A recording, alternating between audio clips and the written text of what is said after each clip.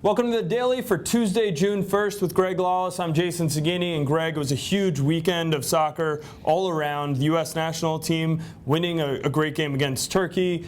Philadelphia Union getting their first road win, but we got to start with the biggest game, LA going to Columbus and pulling out a 2-0 victory. We talked about this game all week, the battle of the best, two unbeatens coming together at Columbus. Most people, I think, were saying Columbus was going to get this one. Obviously, Los Angeles, they had no Landon Donovan, no Edson Buttle, right. And Columbus had gotten Chad Marshall and Robbie Rogers back.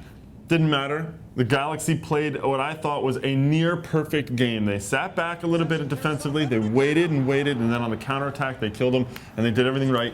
Columbus outshot LA 21-3. Final score, 2-0 Los Angeles. It really didn't matter, did it? Yeah, it's interesting. That's kind of Los Angeles' game. They can absorb, and they pick their moments, and defensively they're very good. I mean, that's going to be the story all season. Can teams break down the Los Angeles Galaxy? Because if you're going to beat them, you have to score. They've conceded 2 goals all year, including none on the road, which is an incredible stat to me. Well, speaking of on the road, Philadelphia Union went on the road to Houston.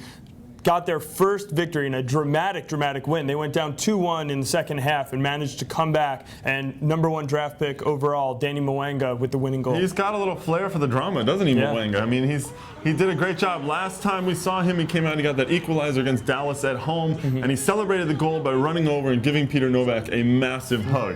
This time, he gets the winner, and he goes to the corner flag and celebrates with his teammates. And you kind of get this sense that he's coming into his own a little bit more as he gets a little bit more playing time, a little more confidence.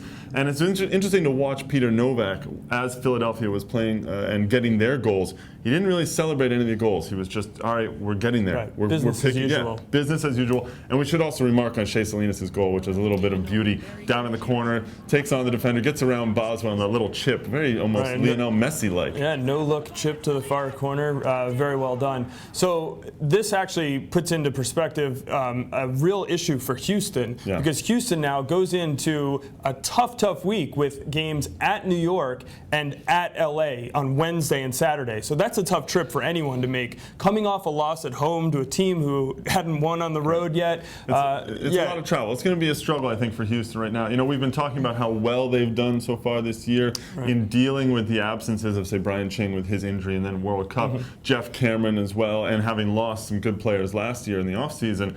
And I think now it's beginning to really hurt them. I think that they're beginning to show some wear and tear on the bodies that they have in there. Yeah, I mean, they've really been middling this season, 5-5-1 right now, tied for 3rd in the West with a couple other teams. So, you know, for Houston, it's a tough stretch. They really need to get something out of it to keep up with the likes of Real Salt Lake. Real Salt Lake put a beating on Kansas City at home this past weekend. It's hard to argue, you know, which one is actually the better performance. Was it Los Angeles going to Columbus and getting the win, or was it Salt Lake just dismantling the team? You know, it's like the 4-1, they just ran over them. It was actually a lot of fun to watch, wasn't it? Yeah, and it's setting up another one of these big games because LA has Real Salt Lake coming up on the schedule also, which will be interesting. One of the big stories coming out of this weekend was Preston Burpo's horrific leg injury.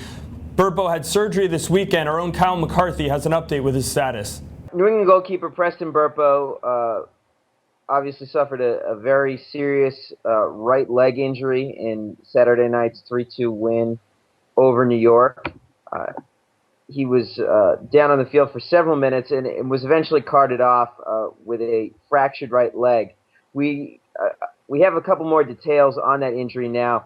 Burpo underwent surgery to repair a distal fibula and tibia fracture in his right leg on Sunday, and he underwent successful reduction surgery at Massachusetts General Hospital up in Boston. There's no timetable yet for his recovery, but the injuries are expected to keep him out for the remainder of the season. It's a big week for World Cup tune-ups with South Africa getting a big win yesterday. Plenty of games today, including Australia against Denmark, Portugal, Cameroon, Holland, Ghana. Plenty of games this week, Greg. What are you looking forward to? I'm looking forward to most today, right now, I think the Holland-Ghana game, because I want to see what Ghana is going to look like without Michael Essien. He's out of the World Cup. He's been their sort of core, and now he's gone. We'll see what Ghana shows against a very, very good Holland team. Also Australia. Obviously, the U.S. are going to play against Australia on Saturday in their final tune-up before the World Cup. So it'll be interesting to see what Australia looks like today.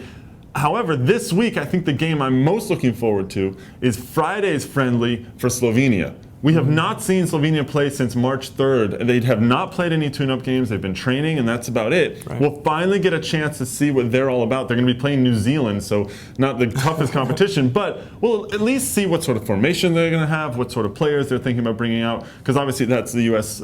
Second opponent in the group stage. Right. Well, that's all we have for today. You can email us at thedaily@mlssoccer.com. We'll be back tomorrow for more.